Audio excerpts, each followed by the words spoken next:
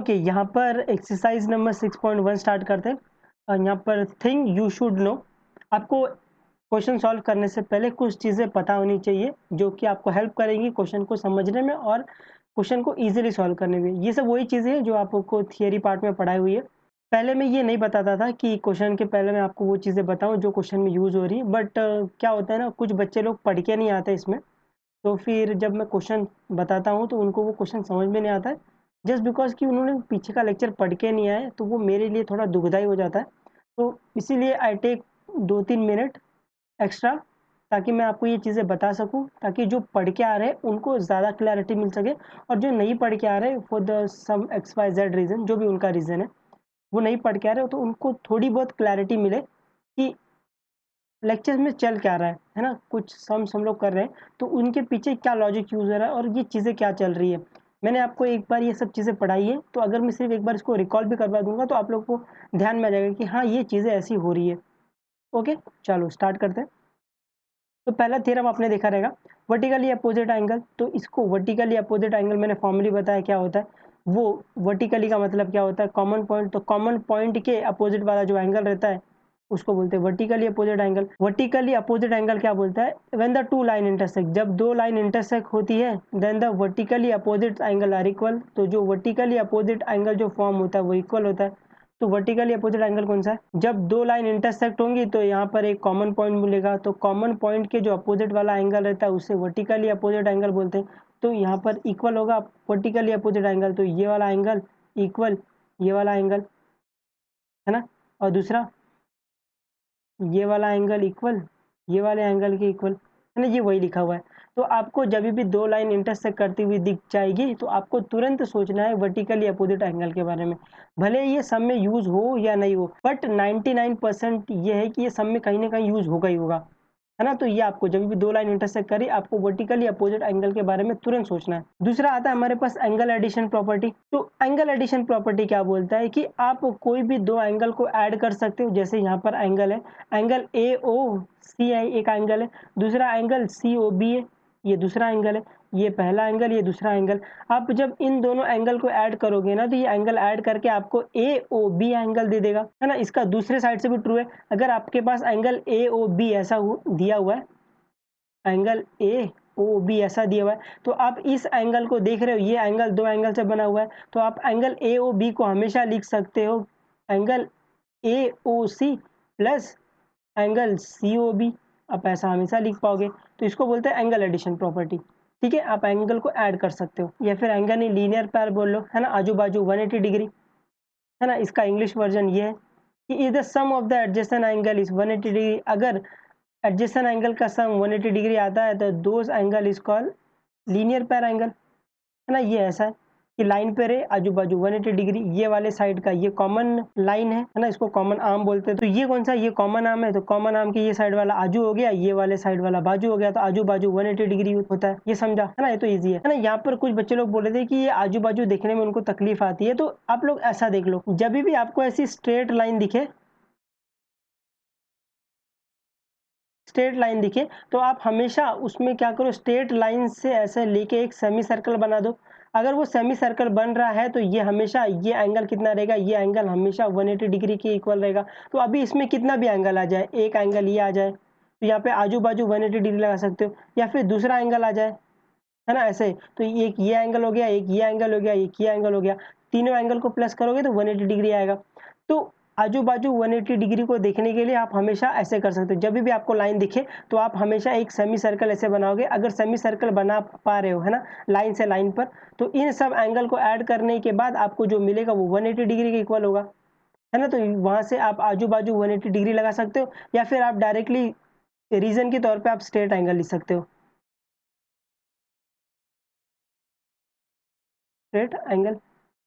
आप अगर ये रीजन भी लिख दोगे स्ट्रेट एंगल तो भी चलेगा। ये समझा सबको, है ना। रिफ्लेक्स एंगल के बारे में बताया था। रिफ्लेक्स एंगल वो एंगल होता है जो 180 डिग्री से ज़्यादा होता है और 360 डिग्री से कम होता है। ठीक है, तो यहाँ पे फॉर्मली डायग्राम में देख लेते हैं कि रिफ्लेक्स एंगल COE क्या होता है। तो रिफ्लेक्स एंगल COE क्या है, रिफ्लेक्स एंगल COE, तो अभी ये वाला पार्ट तो रिफ्लेक्स एंगल है नहीं, है ना, क्योंकि रिफ्लेक्स एंगल 180 डिग्री से ज़्यादा होता है और 360 डिग्री से कम होता है। तो ये वाला 180 डिग्री तो है नहीं, ठीक है। तो रिफ्लेक्स एंगल कौन सा हो गया? रिफ्लेक्स एंगल ये वाला पार्ट हो गया, है ना, इसके ये वाला एंगल ये वाला एंगल,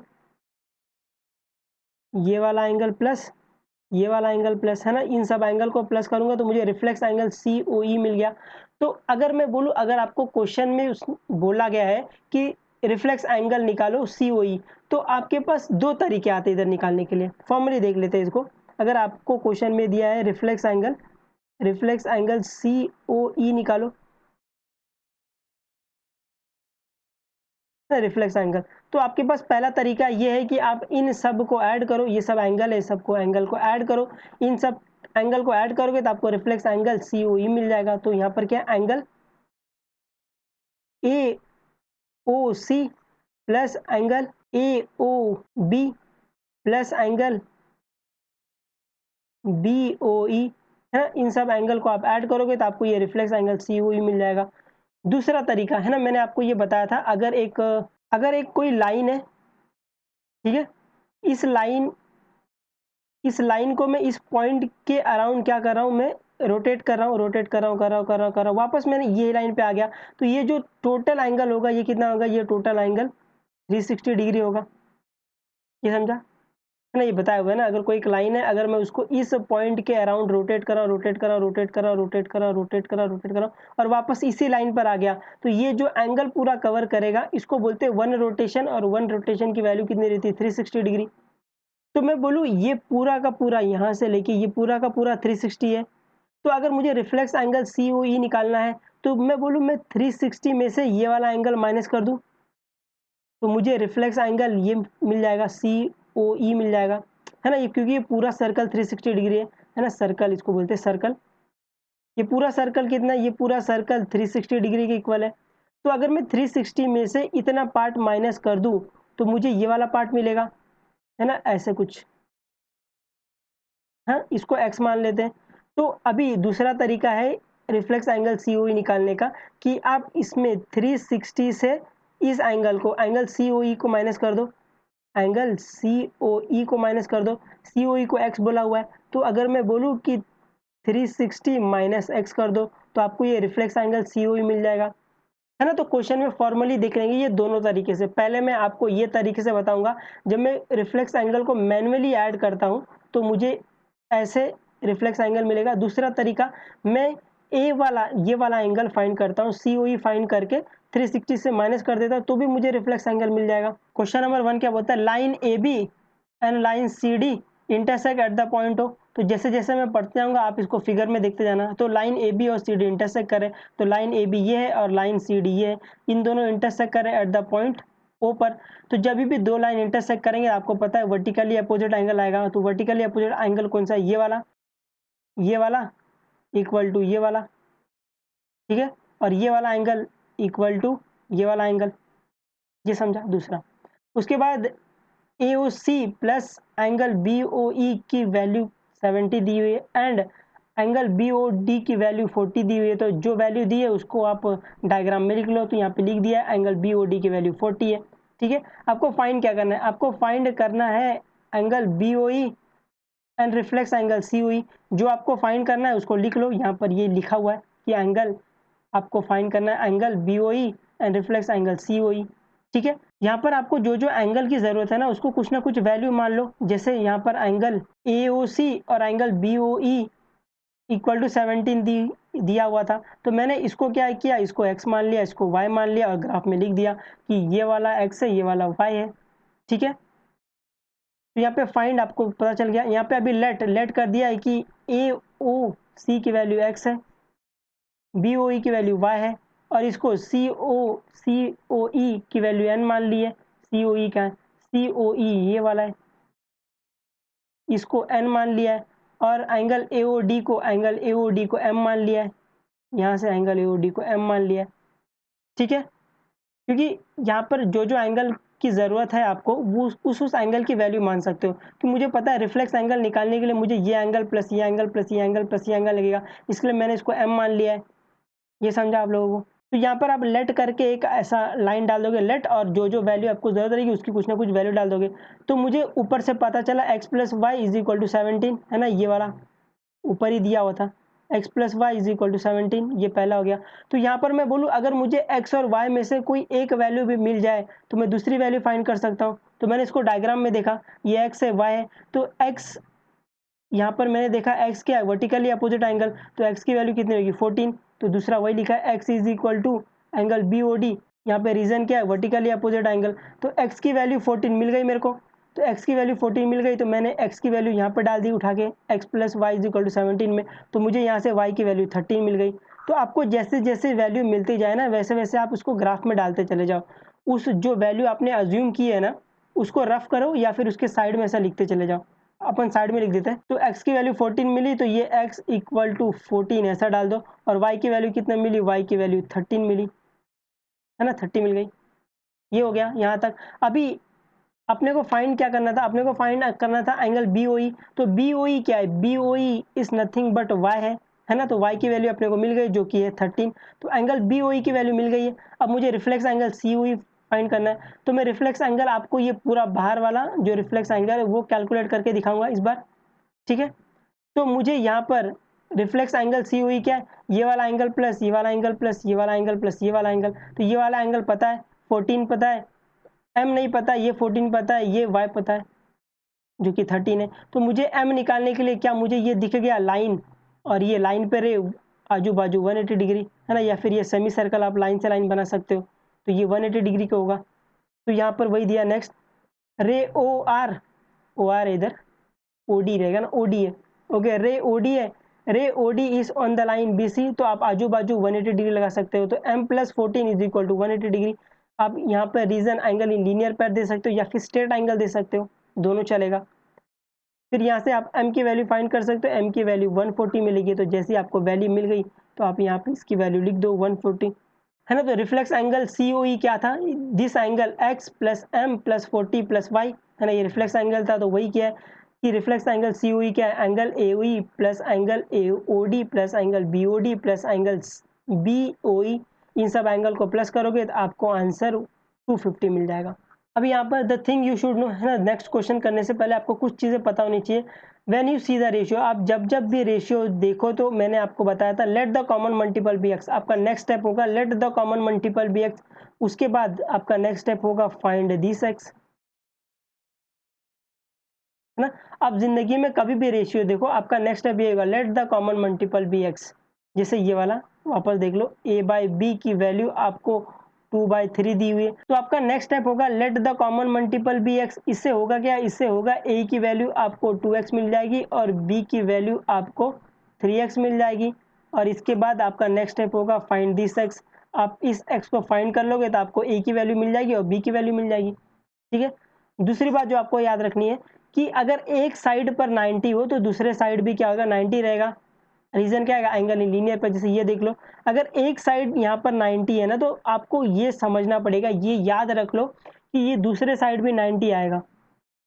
क्या रीजन, एंगल इन लीनियर पर आजू बाजू 180 डिग्री, अगर एक साइड 90 है दूसरे साइड भी 90 आएगा, है ना। ये बाय डिफॉल्ट माइंड में आना चाहिए कि अगर एक लाइन है, लाइन पर अगर एक कोई और लाइन खड़ी, इस वाले साइड का अगर वैल्यू 19 है तो दूसरे वाले साइड का वैल्यू भी 19 आएगा। ये समझा। Second one, in the figure दिया है लाइन XY MY इंटरसेक्ट हो। जब दो लाइन इंटरसेक्ट करेगी तो आपको वर्टिकली अपोजिट एंगल के बारे में सोचना है। तो वर्टिकली अपोजिट एंगल, दो लाइन कौन सी है, दो लाइन, ये वाली दो लाइन है, तो ये वाला एंगल इक्वल, ये वाला एंगल इक्वल, है ना। आपको सिर्फ पता रहना चाहिए, ठीक है। और एंगल POY की वैल्यू 90 दी हुई है, तो यहाँ पर POY की वैल्यू 90 दी है, तो आप ये 90 बना लोगे, ये 90 डिग्री का सिंबल है, ठीक है। और आपको रेशियो दिया है A/B की वैल्यू 2/3 की दी हुई है। आपको फाइंड C करना है, तो जो फाइंड करना है वो यहाँ पे लिख लो, फाइंड C, ठीक है। आपको C फाइंड करना है। यहाँ पर गिवन क्या दिया, गिवन आपको रेशियो दिया A/B इज इक्वल टू 2/3, ये दिया हुआ है, और एंगल POY की वैल्यू 90 दी हुई है। तो जब भी आपको रेशियो दिया होगा, आपका नेक्स्ट स्टेप होगा let the common multiple B X, okay. तो इससे क्या होगा, इससे होगा कि जो A की वैल्यू, ये तो शायद लिखा नहीं है, A की वैल्यू आपकी 2x आ जाएगी और B की वैल्यू आपके पास 3x आ जाएगी, ये समझा। उसके बाद आपको इस x को फाइंड करना है, तो यहाँ पर जो वैल्यू आ गई उसको लिख दो। तो यहाँ पर a की वैल्यू 2x आ गई, a की वैल्यू 2x आ गई, तो a की वैल्यू 2x लिख दिया। b की वैल्यू 3x आ गई, तो यहाँ पर 3x लिख दिया, ये समझा। अभी आपको इस x को फाइंड करना है, तो आपको मैंने अभी बताया था अगर एक साइड 90 है तो ये दूसरे वाली साइड भी 90 आ जाएगा, है ना। रीज़न क्या आएगा, एंगल इन लीनियर पर आजू बाजू 180 डिग्री। तो यहाँ पर वही किया है कि एंगल एक्स ओ पी की वैल्यू क्या हो गई, 90 आ गई। तो आपको यहाँ पे दिख रहा होगा कि अगर a प्लस बी करूँ तो मुझे 90 मिलेगा, है ना। यहाँ पे देख लो ना, a प्लस बी करूँगा तो मुझे 90 आ जाएगा, है ना। यहाँ पर वही किया है कि a की वैल्यू 2x, b की वैल्यू 3x, तो 2x plus 3x is equal to 19। तो यहाँ से सॉल्व करोगे तो आपको x की वैल्यू 18 मिलेगी। हाँ, जैसे आपको x की वैल्यू मिल गई तो आपको a की वैल्यू मिल जाएगी। a की वैल्यू क्या थी 2x, तो 2 इंटू 18 36 मिल जाएगा। b की वैल्यू क्या थी 3x, तो 3 इंटू 18 54 मिल जाएगा। तो जैसे ही आपको वैल्यू मिल गई तो आप क्या करोगे, ये 2x और 3x को रफ करके उसकी जगह उसकी वैल्यू लिख दोगे। a की वैल्यू आ गई 36, b की वैल्यू आ गई 54। ये समझा। अभी आपको फाइंड क्या करना था, आपको फाइंड करना था सी, एंगल सी फाइंड करना था। तो अब एंगल सी आप फाइंड कर सकते हो, आपको इसकी वैल्यू पता है, इसकी वैल्यू पता है, और आपको यहाँ पे दिख रहा है सेमी सर्कल आप बना सकते हो इस लाइन से इस लाइन पर। तो आप लोग ये एक मेथड यूज कर सकते हो, ये एंगल प्लस ये एंगल आजू बाजू इज इक्वल टू 180 डिग्री। आप इससे भी निकाल सकते हो, या फिर आप यहाँ पे वर्टिकली अपोजिट एंगल लगा सकते हो, है ना। ये वाला एंगल इसके अपोजिट पे, इसके अपोजिट पर है कि ये दो लाइन इंटरसेक्ट हो रही है, तो ये वाला एंगल सी इसके अपोजिट है। तो एंगल सी की वैल्यू आ जाएगी 19 प्लस ए, है ना। ये दो एंगल, ये 90, ये इसकी वैल्यू 19 है, इसकी वैल्यू ए है। तो ये वाला एंगल सी जो वर्टिकली अपोजिट एंगल है, तो एंगल सी की वैल्यू आ जाएगी ए प्लस 19। तो वही किया है कि एम ओ वाई को आप ऐसे लिख सकते हो, एम ओ वाई क्या है ए प्लस 19, तो इसकी वैल्यू आ जाएगी 126। और ये क्या है M O Y equal to X O N, reason क्या है वर्टिकली अपोजिट एंगल। तो सी की वैल्यू 126 मिल जाएगी। सी की वैल्यू आपको मिल गई 126, है ना। आप ऐसे वर्टिकली अपोजिट भी लगा सकते हो, और आप ये आजू बाजू 180 डिग्री भी लगा सकते हो, आपको जो भी दिख जाए। क्वेश्चन नंबर 3 करते हैं, ये भी बहुत इजी फटाफट करेंगे। इन द फिगर आपको दिया है P O R equal to angle P R Q, ये आपको इक्वल दिया है। तो ये आपको जो इक्वल दिया है तो उसको मैंने ए मान लिया इधर, है ना। प्रूफ दैट, आपको प्रूफ करना है ये वाला angle P Q S equal to angle P R T, ठीक है। ये गिवन है, ये प्रूफ करना है आपको। तो यहाँ पे मैंने लेट मान लिया, जो इक्वल दिया मैंने इसको ए मान लिया है, तो ये ए, ये ए, और जो आपको प्रूफ करना है मैंने इसको बी मान लिया, इसको सी मान लिया है। तो ये वाला पार्ट बी है, ये वाला पार्ट सी है।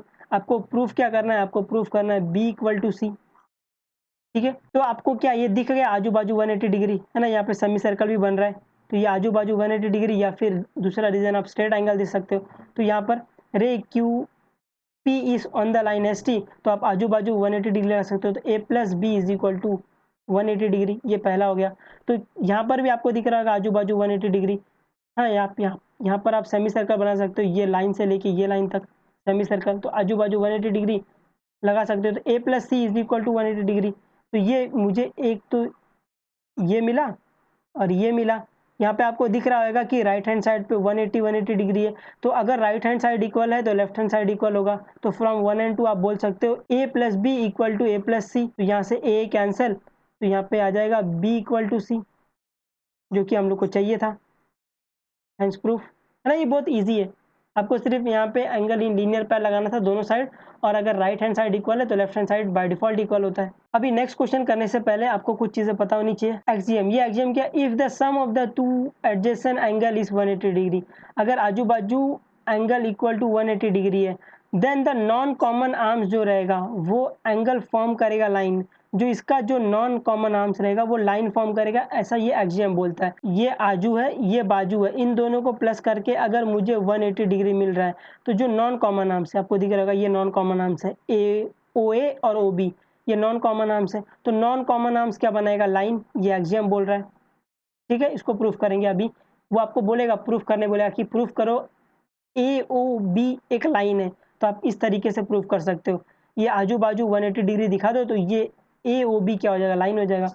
दूसरी बात जो आपको याद रखनी है कि कंप्लीट रोटेशन, एक कंप्लीट रोटेशन 360 डिग्री होता है। मैंने अभी आपको बताया कि अगर आप एक लाइन ले लो, अगर आप एक ऐसी लाइन ले लो, इस लाइन को इस पॉइंट के अराउंड आप इसको रोटेट करो, रोटेट करो, रोटेट करो, करो, करते जाओ, करते जाओ, करते जाओ, और यहाँ पर वापस आ जाओ, तो ये जो होगा ये पूरा कितना होगा, 1 कंप्लीट रोटेशन होगा, और इसकी वैल्यू आती है 360 डिग्री, है ना। इसको बोलते हैं 1 कंप्लीट रोटेशन, है ना। ये सर्कल ही होता है, ऐसे सर्कल की वैल्यू कितनी आती है 360 डिग्री, है ना, ऐसे। क्वेश्चन नंबर 4 क्या बोलता है, in the figure x plus Y equal to W plus Z.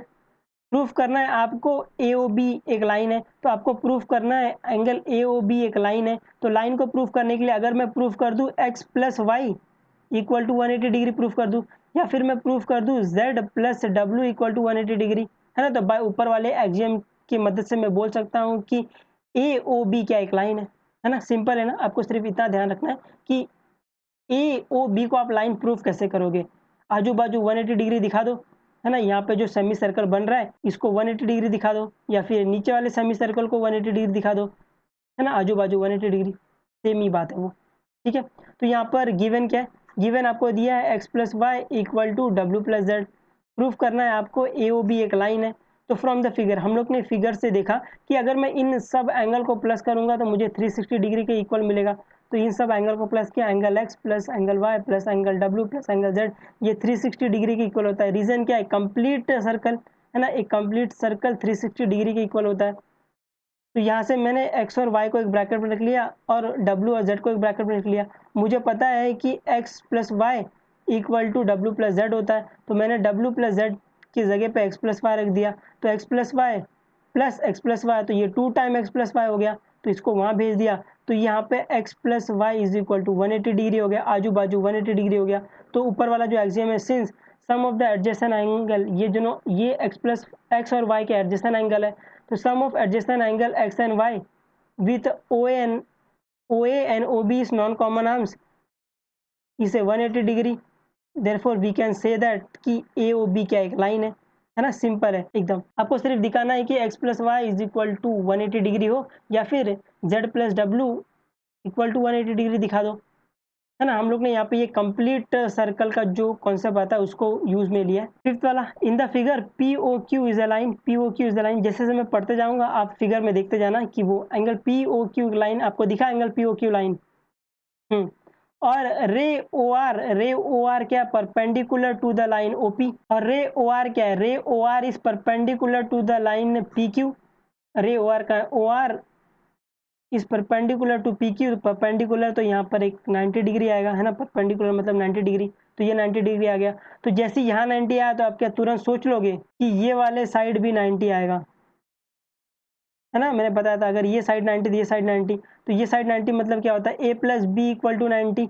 यहाँ से तुरंत ये दिख गया आपको, दिखा सबको ये, है ना, a plus B is equal to 90। आगे बढ़ते हैं, O S is the another ray, है ना, ओ एस क्या है, अनदर रे है जो लाई कर रहा है ओपी और ओ आर के बीच में। तो ओ एस आपको दिख रहा होगा, ये ओ आर और ओपी के बीच में लाई कर रहा है। आपको प्रूफ करना है angle R O S equal to half of angle Q O S minus angle P O S.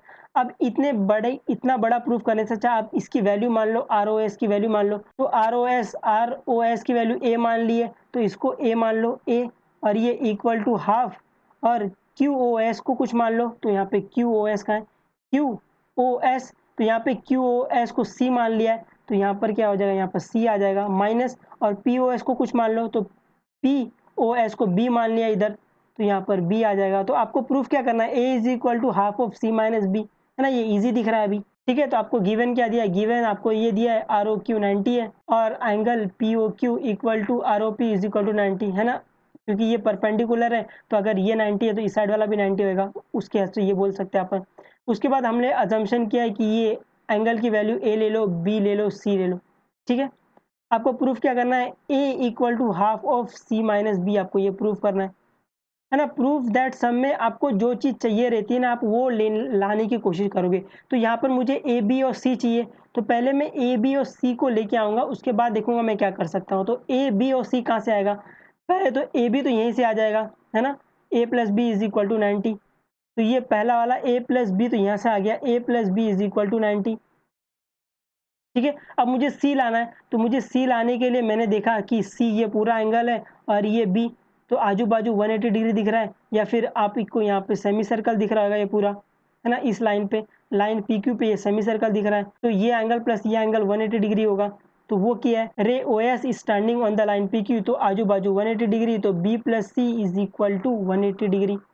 ठीक है, तो मैंने 1 और 2 में से देखा कि यहाँ पर 90 है, यहाँ पर 180 डिग्री है, लेकिन मुझे प्रूफ करने में मुझे यहाँ पर कोई वैल्यू नहीं दी है, मतलब 90, 80 ऐसी कुछ नहीं दी है, तो मुझे इन वैल्यू की ज़रूरत नहीं है।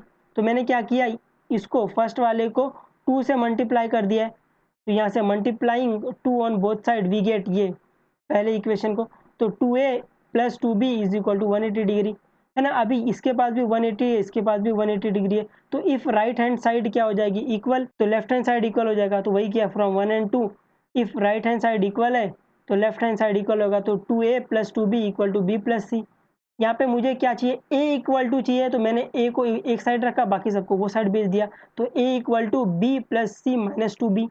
अब मुझे a अकेला चाहिए, है ना, तो मैंने ये 2 को भी वहाँ भेज दिया, तो a 2a equal to B minus C था, तो a को अकेला करने के लिए मैंने वहाँ भेज दिया, तो यहाँ पे ये मल्टीप्लाई हो रहा है, उस साइड जाके क्या करेगा, डिवाइड करेगा, तो a equal to half of c minus B आ जाएगा, जो कि हम लोग को चाहिए था, है ना। ये प्रूफ दैट सम में आप उस तरीके से काम करोगे जो चीज़ आपको पूछी है। यहाँ पर मुझे पूछी थी a equal to half of c minus B, तो मैंने देखा कि क्वेश्चन में मुझे a b और c की वैल्यू पहले लानी है, तो मैंने उसको डायग्राम में देखा कि वो कहाँ से ला सकते हैं, तो मुझे डायग्राम में दिखा a plus B is equal to 90 है, क्योंकि ये साइड 90 है तो ये साइड 90 रहेगा। दूसरा मुझे सी लाने का था, मुझे सी लाने का, तो मैंने डायग्राम में देखा, तो मैंने देखा सी की वैल्यू यहाँ तक है, तो अगर मैं यहाँ से स्टार्ट करूँगा, ये करूँगा, तो मुझे एक सेमी सर्कल मिल जाएगा।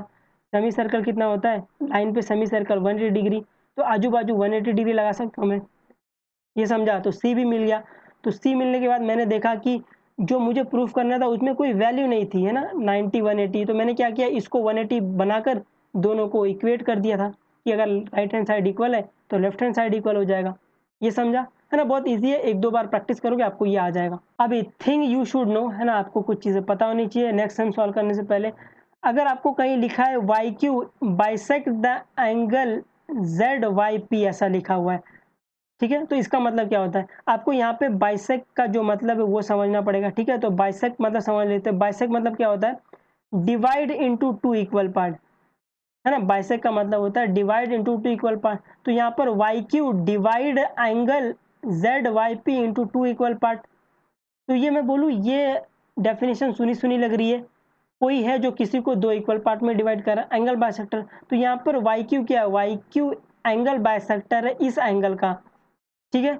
तो यहाँ पे बाइसेक्ट का मतलब वही होता है दो इक्वल पार्ट में डिवाइड करना, तो ये वाई क्यू कहाँ है, ये वाई क्यू इस एंगल को जेड वाई पी को दो इक्वल पार्ट में डिवाइड कर रहा है, तो ये वाला एंगल सेम, ये वाला एंगल सेम, ये समझा। तो ये वाई क्यू क्या है, वाई क्यू क्या है, एंगल बाइसेक्टर है, और एंगल बाइसेक्टर की डेफिनेशन हम लोग को पता ही है, समथिंग, है ना, कोई है जो एंगल को दो इक्वल पार्ट में डिवाइड कर रहा है, इसको काट दो, कोई है जो एंगल को दो इक्वल पार्ट में डिवाइड कर रहा है उसे एंगल बाइसेक्टर बोलते हैं, ये समझा, है ना। ये सब पढ़ा हुआ है चीज़ें, सिर्फ मैं आपको एक बार ध्यान दिला रहा हूँ कि ऐसी कुछ चीज़ें होती है। आपको यहाँ पे जो ध्यान रखना है वो बाइसेक्ट का मतलब, ये नया है आप लोग के लिए।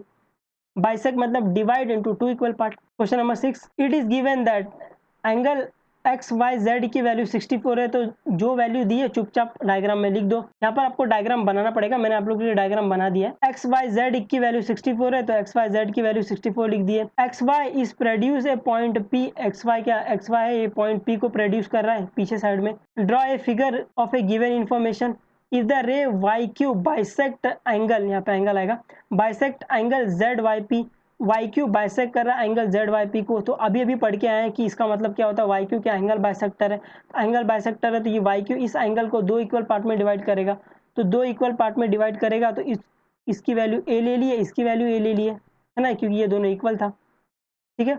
आपको फाइंड करना है एंगल एक्स वाई क्यू, तो जो फाइंड करना है वो लिख लो, angle X Y Q find करना है, तो एक्स वाई क्यू डायग्राम में देखो कहाँ है, ये एक्स वाई क्यू है, तो एक्स वाई क्यू मैं बोलूँ आपको क्या फाइंड करना है, ए प्लस 64 फाइंड करना है। अगर आपको ए की वैल्यू मिल जाए तो आपको एंगल एक्स वाई क्यू मिल जाएगा, है ना। यहाँ से मुझे डायग्राम से सब दिख रहा है, ज्योमेट्री में हर एक चीज़ डायग्राम से सॉल्व होगी। अगर आपने डायग्राम में अच्छे से रिप्रेजेंट करना सीख गए, डायग्राम को अच्छे से देखना सीख गए ना, तो यहाँ का सम बिल्कुल हार्ड नहीं होगा। दूसरा आपको रिफ्लेक्स एंगल फाइंड करना है, reflex angle Q Y P find करना है, तो reflex angle Q Y P का है, क्यू वाई पी ये वाला। तो रिफ्लेक्स एंगल निकालने के दो तरीके बताए थे, है ना। एक तो आप इन सब एंगल को प्लस कर लो, तो एक बार ये तो देख लिया है पीछे वाले सब एंगल को प्लस करके, अब देखते हैं 360 माइनस ये एंगल कर दूंगा तो भी मुझे रिफ्लेक्स एंगल मिल जाएगा। तो रिफ्लेक्स एंगल को निकालने के लिए 360 डिग्री माइनस ये वाला एंगल ये ए है। तो अगर मुझे ए की वैल्यू मिल जाए तो मेरा सब काम हो जाएगा, है ना? तो ए की वैल्यू कहाँ से मिलेगी? ये देखो यहाँ पे दिख रहा है ना, ये लाइन है, लाइन पर क्या दिख रहा है? Semi circle. तो ए प्लस 64 कितना आएगा? इक्वल टू 180 डिग्री के इक्वल। तो यहाँ से ए मिल जाएगा। इसको फॉर्मली सम में देख लेते हैं। गिवन, आपको ये गिवन है, जो गिवन है वो लिख लिया, जो फाइंड करना है वो लिख लिया है। और ये जो रे वाई क्यू बाइसेक्ट कर रहा था तो दोनों एंगल सेम है, तो दोनों एंगल को ए मान लिया है। यहाँ पर ray Y Q is on the line P X, तो आजू बाजू 180 डिग्री, तो इसको आजू माना है, इसको बाजू माना है। यहाँ से मेरे को पता चला एंगल एक्स वाई जेड को मैं दो पार्ट में तोड़ सकता हूँ, angle P Y Q and angle Q Y Z. तो इसको तोड़ा है और इन सब की वैल्यू लिखिए, ए प्लस 64 इक्वल टू 180 डिग्री। इसको सॉल्व करोगे तो ए की वैल्यू आपको 58 मिल जाएगी, है ना? ए की वैल्यू 58 मिल गई तो आप इसको डायग्राम में लिख दो, ए की वैल्यू 58, ए की वैल्यू 58। और जैसे ही आपको ए की वैल्यू मिल गई तो बाकी सबकी वैल्यू आपको दिख रही होगी, यहाँ से मिल जाएगी। तो पहला, नाउ आपको पता है कि एक्स वाई क्यू दो एंगल से बना है, एक तो एंगल ए और एंगल 64। तो ये एक्स वाई जेड और एंगल जेड वाई क्यू, तो एक्स वाई क्यू की वैल्यू आप निकालोगे तो आपको 122 मिल जाएगा, ठीक है? अभी आपको रिफ्लेक्स एंगल निकालना है, तो रिफ्लेक्स एंगल 360 माइनस ए कर दो। तो reflex angle Q Y P 360 minus a, इसको सॉल्व करोगे तो रिफ्लेक्स एंगल आपको 302 मिल जाएगा या फिर 302 मिल जाएगा। ये समझा आप लोगों को, है ना? ये बहुत इजी सम है। आप लोग थोड़ी सी प्रैक्टिस करोगे और थोड़ा सा जो मैंने चीज़ें बताई है कि अगर दो लाइन इंटरसेक्ट करी तो वर्टिकली अपोजिट एंगल के बारे में सोचो, लाइन पे रे दिखा तो आजू बाजू 180 डिग्री के बारे में देखो, या फिर एक लाइन है अगर वहाँ पे आप सेमी सर्कल बना सकते हो, जैसे यहाँ पर एक लाइन है तो अगर आप यहाँ पे सेमी सर्कल बना सकते हो तो ये कितना होगा? 180 डिग्री के इक्वल होगा।